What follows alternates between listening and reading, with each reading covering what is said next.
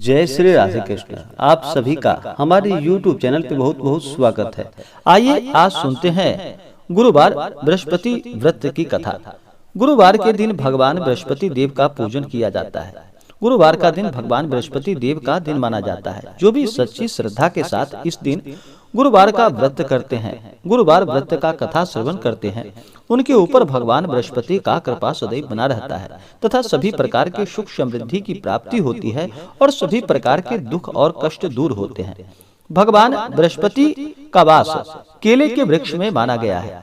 केले के वृक्ष को भगवान बृहस्पति का स्वरूप समझ करके गुरुवार के दिन पूजन किया जाता है। गुरुवार के दिन केले के वृक्ष में गुड़ मिश्रित जल डालना चाहिए, इससे भगवान बृहस्पति प्रसन्न होते हैं। उसके बाद भगवान बृहस्पति के समीप एक दीपक जला करके भगवान को पीले वस्तु का नैवेद्य अर्पित करना चाहिए, जैसे कि गुड़ और चने के दाल का भगवान को भोग लगाना चाहिए। और केले के वृक्ष की कम से कम 5 परिक्रमा, 11 परिक्रमा, 21 परिक्रमा, 108 परिक्रमा आप अपने श्रद्धा अनुसार भगवान का परिक्रमा करें। उसके बाद बृहस्पति व्रत गुरुवार व्रत का कथा श्रवण करें, इससे पुण्य फलों की प्राप्ति होती है। गुरुवार के दिन कुछ बातों का ध्यान रखना चाहिए, जैसे गुरुवार के दिन शुद्ध और सात्विकता का पालन करें। गुरुवार के दिन मांस मदिरा का सेवन बिल्कुल भी नहीं करना चाहिए। अपने से बड़ों का सदा ही आदर और सम्मान करना चाहिए। महिलाओं का कभी भी अपमान नहीं करना चाहिए। जहाँ पर महिलाओं का अपमान होता है वहाँ पर माता स्थिर लक्ष्मी का वास नहीं हो पाता, इसलिए महिलाओं का अपमान कभी भी ना करे। गुरुवार के दिन बाल, दाढ़ी आदि नहीं कटवानी चाहिए। इस दिन साबुन सर्फ का भी प्रयोग नहीं करना चाहिए। गुरुवार के दिन शुद्ध और सात्विकता का पालन करना चाहिए। भगवान नाम का स्मरण करना चाहिए। ओम नमो भगवते वासुदेवाय का जप करना चाहिए। ओम बृहस्पति नमः इन मंत्रों का जप करना चाहिए। ओम श्री नमो नारायणाय नमः इन मंत्रों का जप करना चाहिए। स्त्रियां ओम का उच्चारण ना करें। स्त्रियां ओम के जगह श्री का प्रयोग करें, जैसे कि श्री विष्णवे नमः, श्री नमो नारायणाय नमः, श्री भगवते वासुदेवाय नमः। इस प्रकार से स्त्रियां जप करें और भगवान का पूजन करें, इससे पुण्य फलों की प्राप्ति होती है। तो आइए सुनते हैं गुरुवार व्रत की कथा। तो बोलिए प्रेम से भगवान बृहस्पति देव की जय। बहुत समय पहले की बात है कि प्राचीन काल में एक बहुत ही निर्धन ब्राह्मण था। उसके यहाँ कोई उसकी संतान ना थी, लेकिन वह नित्य पूजा पाठ किया करता था। उसकी पत्नी ना तो स्नान कभी करती थी और ना ही किसी देवता का कभी पूजन ही किया करती थी। इस कारण ब्राह्मण देवता अत्यंत दुखी रहते थे। अपनी पत्नी को बहुत समझाते, किंतु उसका कोई परिणाम ना निकलता। भगवान की कृपा से ब्राह्मण के यहाँ एक कन्या का जन्म हुआ। अब कन्या बड़ी होने लगी और प्रातः काल स्नान करके वह भगवान विष्णु का जप किया करती थी और बृहस्पतिवार का व्रत भी करने लगी। पूजा पाठ समाप्त कर जब पाठशाला जाती तो अपनी मुट्ठी में जौ भरकर ले जाती थी और पाठशाला के मार्ग पर डालती हुई जाती थी और फिर लौटते समय वही जौ स्वर्ण के हो जाते थे। उसको बीन कर अपने घर लेकर के आती। एक दिन वह बालिका सूप में उन सोने के जौ को फटक कर साफ कर रही थी कि तभी उसकी माँ ने देख लिया और कहा कि बेटी, सोने के जौ को फटकने के लिए सोने का सूप भी तो चाहिए। दूसरे दिन गुरुवार था।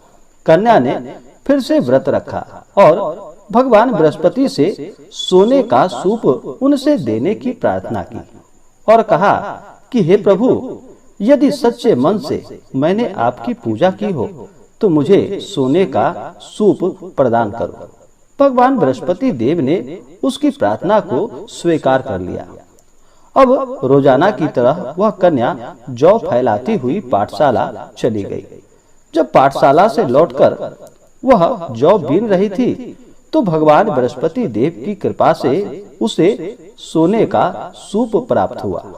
अब वह उसे अपने घर लेकर आ गई और अब उस सोने के सूप से सोने के जौ को साफ करने लगी, परंतु उसकी माँ का वही रंग ढंग रहा।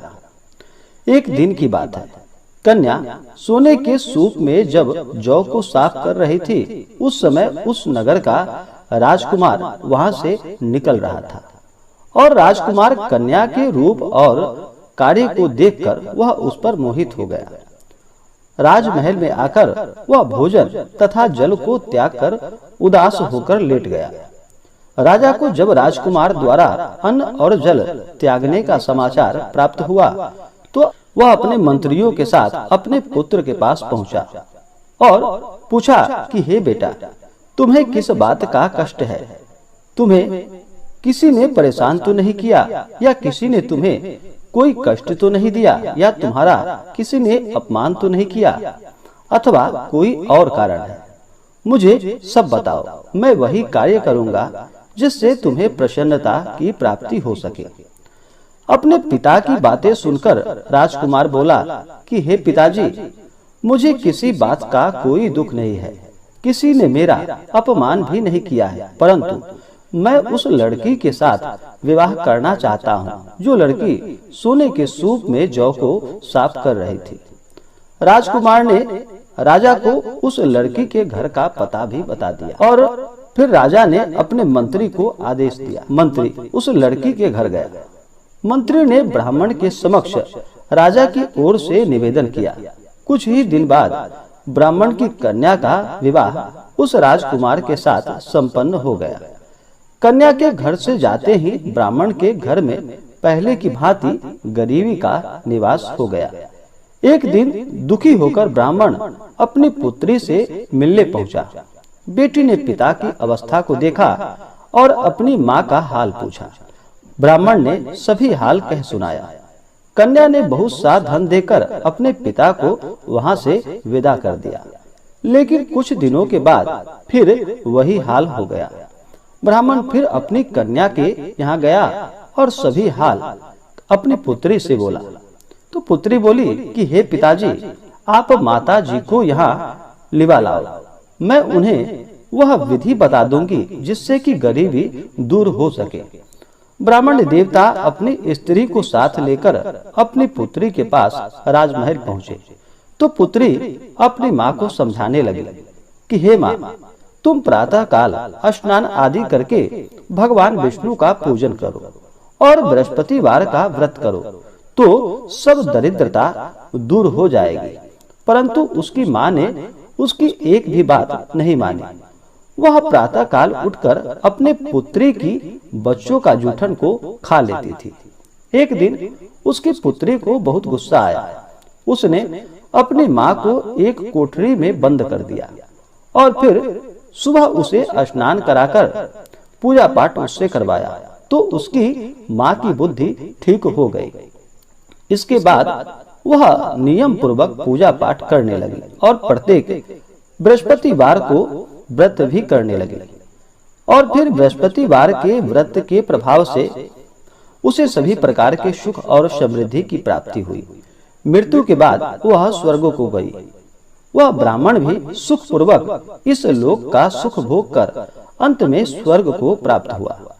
भगवान बृहस्पति देव सभी कामनाएं पूर्ण करते हैं जो सद्भावना पूर्वक बृहस्पतिवार का व्रत करता है एवं कथा पढ़ता है अथवा सुनता है और दूसरों को भी सुनाता है। भगवान बृहस्पति देव उसकी सभी मनोकामनाएं पूर्ण करते हैं। तो बोलिए प्रेम से भगवान बृहस्पति देव की जय। तो आशा करता हूँ कि यह जानकारी आपको अच्छा लगा हो। ऐसे ही ज्ञानवर्धक जानकारियाँ प्राप्त करने के लिए हमारे इस चैनल को लाल बटन दबा करके सब्सक्राइब करें, साथ में बेल आइकन घंटी दबाएं ताकि मेरे वीडियो का नोटिफिकेशन आपके पास सबसे पहले पहुंचे। वीडियो को लाइक और अपने मित्रों तथा दोस्तों के साथ शेयर करें। सुखी रहें और स्वस्थ रहें। जय श्री राधे कृष्ण। धन्यवाद।